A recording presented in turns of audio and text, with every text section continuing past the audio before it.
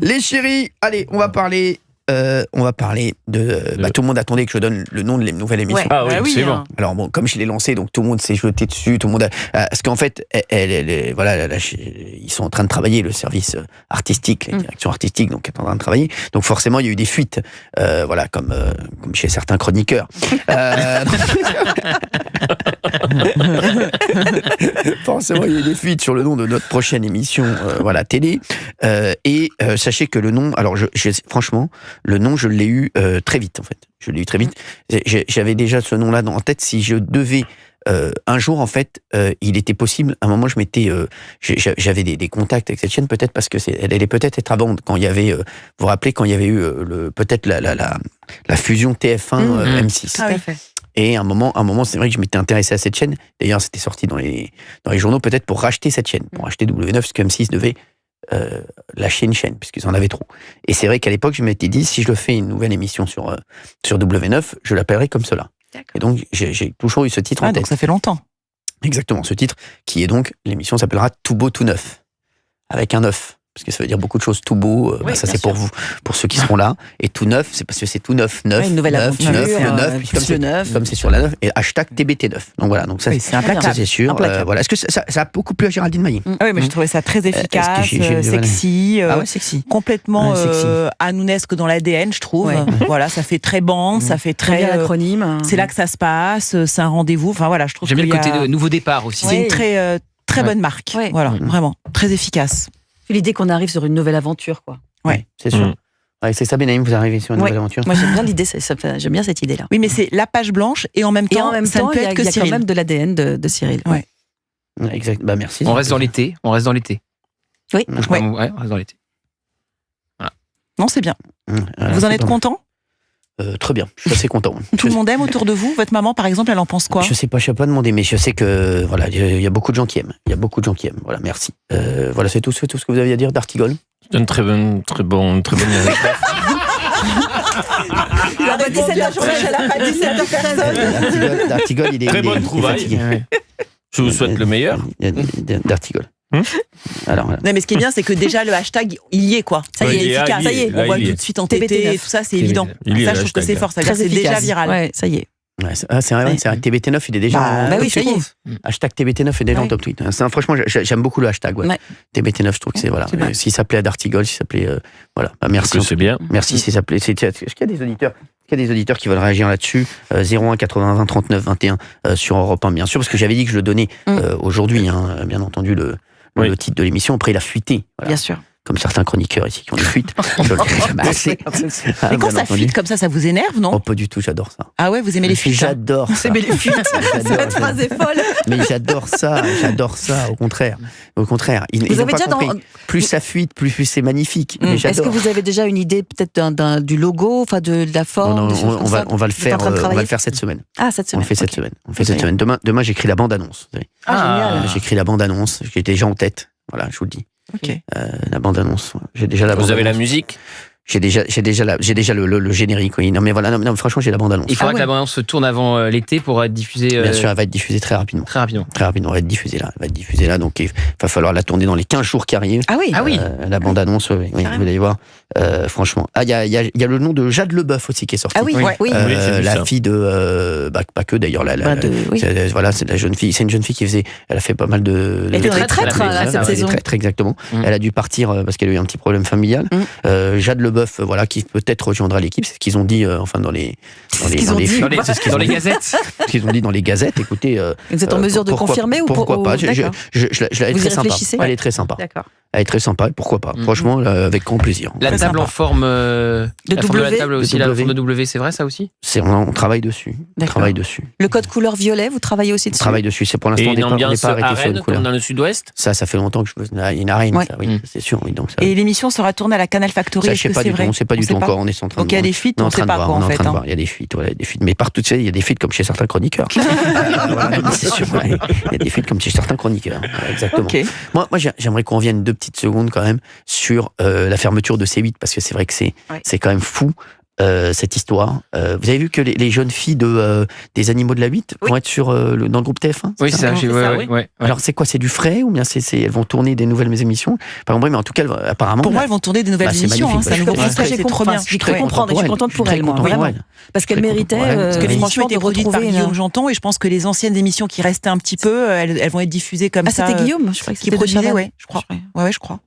C'est pas de Chavannes qui produisait ça? Ah bon? Je pensais que c'est Guillaume Janton. Non, les Animaux de la 8? Non, c'était Guillaume Janton. Ah d'accord.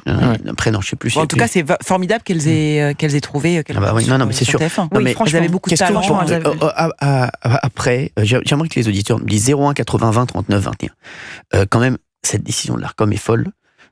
On s'en rend compte, c'est quand même incroyable, puisque nous, on va faire une émission sur une autre chaîne.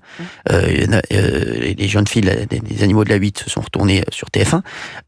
On a envie de se dire, tout ça pour ça, quel gâchis. Ah oui, et quel argent des Français, mine de rien, dépensé. Et puis, je vais vous dire un truc. Vous savez que la télé a perdu énormément de téléspectateurs depuis que C8 n'est plus là. Sachez qu'il y a plein de gens qui n'allument plus la télé. Oui. Donc, déjà que le secteur de l'audiovisuel était en difficulté, ils n'ont fait que mettre encore des bâtons dans les roues d'un secteur. Et quand je vois les chaînes qui se lancent et les projets qui se lancent, avec tout le respect que j'ai pour eux. Avec tout le monde qui veut son talk. Non, ils veulent tous faire des talks, excusez-moi. Non, mais les gens sont fous. Ces gens sont fous. Ces gens ne connaissent rien à la télé, excusez-moi. Ces gens n'y connaissent rien. Et ça fait de la peine parce qu'ils vont mettre beaucoup d'argent, ils vont perdre leur chemise. Des accidents industriels en perspective. Et ça va être des accidents industriels en perspective, c'est sûr. Et franchement, ils ne comprennent rien à la télé. Mais au-delà de ça, vous vous rendez compte, le flop quand même, Gauthier Lebret. On l'a dit très vite ici, ils ont réussi à affaiblir la TNT, l'entièreté de la télévision et l'Arcom elle-même, l'institution, puisqu'elle a été énormément critiquée tant par les Français que par les politiques qui maintenant ont révélé que ça valait 50 millions par an et beaucoup veulent veulent supprimer l'Arcom. Éric Ciotti veut supprimer l'Arcom et je pense que ça sera dans les programmes de plusieurs candidats à la présidentielle ou des pré-candidats peut-être qui se désisteront avant la fin. J'en parlais avec un qui est dans la shortlist des candidats à la présidentielle il y a quelques jours, qui me disait qui voulait supprimer l'Arcom et donner ce pouvoir aux législateurs, à ceux qui sont élus par le peuple, voilà, de regarder si l'audiovisuel respecte les consignes et le cahier des charges. Mais évidemment que cette décision elle est complètement contre-productive. Personne n'a cru un instant que Cyril Hanouna allait se retrouver sur son canapé sans micro, à partir du moment où il y a 2,5 millions de téléspectateurs et des dizaines de milliers d'auditeurs. Donc ils ont juste réussi à impacter ceux qui faisaient de C8 une réussite en coulisses, puisque les figures et les incarnations de cette chaîne vont réussir à retrouver un emploi. Donc évidemment, c'est insupportable et ça n'a pas fonctionné, ça n'a pas marché. Non mais là où tu as raison, je reprends l'expression de Cyril, tout ça pour ça, c'est-à-dire qu'il s'agissait, parce qu'on va pas se cacher derrière son petit doigt, on nous a dit que c'était la chaîne entière, etc. Mais en fait, il s'agissait évidemment de bâillonner Cyril. En l'occurrence, il ne sera pas bâillonné puisqu'il a retrouvé immédiatement une chaîne et une radio. Et derrière, en revanche, ceux qui ont été impactés, c'est toutes les petites mains, c'est les gens des régies, c'est les autres productions, etc., etc. Moi, je suis très heureuse que les filles des Animaux de la 8 retrouvent une chaîne pour pouvoir à nouveau présenter leur émission, parce que c'était une émission qui était extrêmement appréciée. Mais par ailleurs, je pense à toutes les autres émissions, les émissions de voiture, enfin toutes ces autres émissions-là, dont toutes les équipes sont sur le carreau. William Émergie, entre autres. Cartonné, William. Non, mais c'est quand même un flop terrible. Et puis vous vous rendez compte, tous les gens, quand Emmanuel Macron, je redis cette phrase, qui a dit une énorme bêtise, a dit ils vont retrouver des emplois grâce aux autres chaînes qui vont arriver. Mais écoutez-moi bien, vous avez vu le budget des autres chaînes?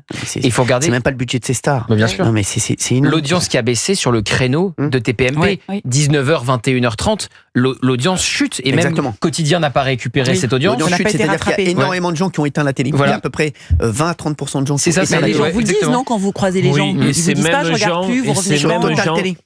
Et ces mêmes gens nous parlent du rendez-vous du 1er septembre.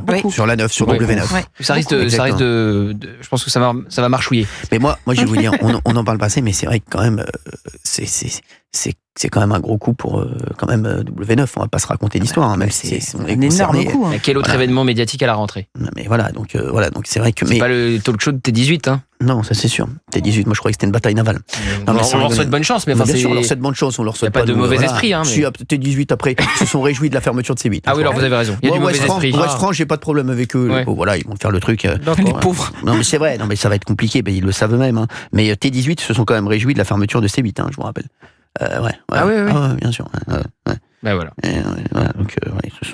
Oui, bien sûr, ils s'en sont réjouis, vous saviez pas. Officiellement, mais la chaîne n'existant pas, je ne. Oui, mais si. Je savais pas qu'ils avaient communiqué. Bien sûr. Alors déjà, eux, je vais vous dire T18 pour vous raconter déjà au niveau des dirigeants. Déjà, ils ont pris que des chefs là-bas. C'est vraiment, ça prouve qu'ils ne connaissent rien à la télé. Ils n'ont pris que des chefs qui vont avoir des sous-chefs. Donc ils vont cheffer. Donc ils ne savent rien, ils n'y connaissent rien. Une chaîne de télé, il n'y a pas besoin de 50 personnes. Une chaîne de télé, tu as besoin de 3-4 personnes maximum qui décident et qui font les trucs. Voilà. Eux déjà, il n'y a que des chefs. Il y a que des chefs qui ont déjà été chefs ailleurs et qui veulent être encore chefs, encore plus chefs que les autres chefs. Donc pour vous dire, ça démarre très très mal. Bah si, en plus il y a beaucoup d'amis à moi. Denis Oliven. Ah oui, c'est vrai. Un pote, j'aime bien. Voilà. Il était à Europe 1. Oui, avant, il était à Europe 1. Ensuite, en dessous, il y a Christopher Badelli qui est un pote. Ah oui. Caroline Cochot. Ah oui, très bien. Ah oui, ça fait beaucoup Bruno de chefs. Gaston. Bruno Gaston. Bruno Gaston qui a lancé Touche pas mon poste. Oui, tout à fait. Vous avez beaucoup de chefs. J'ai des amis. Oui, et puis des gens du métier, quoi. Exactement. Des vrais gens du métier. Mais déjà en masse salariale. Est-ce qu'ils sont bons, ces gens-là? Mais t'en prends qu'un, t'as pas besoin d'en prendre 10. Bien sûr. Ah oui, donc voilà. Il y a rien de pire. Sur les pieds, surtout. Il y a rien de pire. Quand t'as 20 personnes qui donnent leur avis. Il y a rien de pire. Il y a rien de pire. Et en plus, je les aime bien. C'est vraiment tous des potes. Je les aime bien. Ils sont très gentils, mais bon, voilà. Et voilà, le problème, c'est que ça, je sais ce que ça va devenir. Ça, ils vont perdre leur chemise, les mecs. Je peux vous dire. C'est Mathieu Croissando qui va incarner le talk show. J'ai rien contre lui, Mathieu, il a l'air sympa, Mathieu Croissando, mais le pauvre, je pense que c'est. Moi, il a raison de tenter l'aventure. Ah ben oui. Voilà, il a raison. Pour lui, il a raison. Je suis d'accord. Moi, je l'aurais fait. Il a raison, Mathieu. Mais ça va être compliqué. Ça va être très compliqué. Et puis, ça va être concurrentiel, le Carrefour. Le Carrefour, là, c'est pas le Carrefour Market. Là, les mecs, là, ça va y avoir du monde. Qui va présenter l'Access sur cette chaîne? Mathieu Croissando. Vous êtes sûr? Vous êtes dans l'émission? Non, mais c'est parce que j'avais lu une autre personne. Non, c'est pas sûr. Non, mais Claire, c'est l'autre chaîne, la chaîne bretonne. Mais j'avais entendu éventuellement qu'il serait avec quelqu'un d'autre. Qui? Je sais pas. Ça va revenir dans la minute. Comment on est au niveau de la mémoire, vous? Justement, parce que j'ai entendu beaucoup de noms. Ça va, vous êtes sur une échelle de 1 à 10, vous mettez combien en mémoire? Je suis en échec. D'accord, vous êtes en échec, ok, très bien. Merci, en tout cas ça fait plaisir de vous avoir parmi nous, même si vous avez que des infos. C'est Jean-Michel à peu près. Ouais, c'est ça. C'est Jean-Michel, info à moitié. Non mais voilà, non mais bon, ça va être et c'est vrai que les audiences de C'est à vous et de Quotidien sont très mauvaises en ce moment. Ils n'ont pas du tout bénéficié du départ de TPMP. Ils ont baissé, mais c'est normal. C'est comme un championnat de foot, c'est comme le championnat de France. Si t'as qu'une bonne équipe, forcément derrière. Si t'as 30% des personnes qui éteignent la télé, elles zappent plus ces personnes. Exactement. Non, mais c'est. Ce serait rigolo de relire les articles des gens qui théorisaient le fait que un concurrent direct à TPMP allait en profiter très rapidement et très fortement. En fait, ça s'est pas passé. Ils en ont pas profité. Gros gens comme devant. C'est catastrophique les audiences. Ça n'a jamais été aussi catastrophique. Et en plus, eux, comme vous savez, en fait, moi j'avais fait des découpages d'émissions, c'est-à-dire que j'ai fait 3 parties dans mon émission. Et en fait, à chaque fois, ils copient tout sur moi. Dès que je fais un truc, ils copient sur moi. Donc maintenant, ils se retrouvent tout seuls à avoir fait une partie de 15 minutes à la fin. Et en fait, donc ils sont leaders de rien du tout, mais ils sont leaders de personne. Donc forcément, quand t'es tu te retrouves comme un con, quoi. Tout ça reprendra sa normalité le 1er septembre. Attendez, nous, vous savez, on va démarrer doucement. Donc c'est une nouvelle émission. Si on fait déjà le jour où on atteindra le million, déjà on sera heureux. C'est vrai. Humilité. Le jour où on atteindra le million, déjà on sera heureux. Déjà, voilà, je vous le dis. Déjà le million. Quand on atteindra. Non, je pense que moi, si on démarre à 600-700 000, je suis heureux. Et si on arrive à 1 million. Voyons vos yeux là quand vous dites ça. Non, franchement, je serais heureux. C'est votre objectif de septembre. J'espère qu'en janvier, on sera au million. Voilà. Et après, voilà. J'espère en 1,2 million, 1,3 million, fin de saison. Il faut aller petit à petit. Vous restez ambitieux en tout cas. Bien sûr, écoutez, c'est comme quand on a lancé. Vous n'allez pas aller gratter le 1,4 million en fait, non? Non. Franchement, là déjà, si on fait 500-700 000 à la première, on pique, je peux vous dire, on sera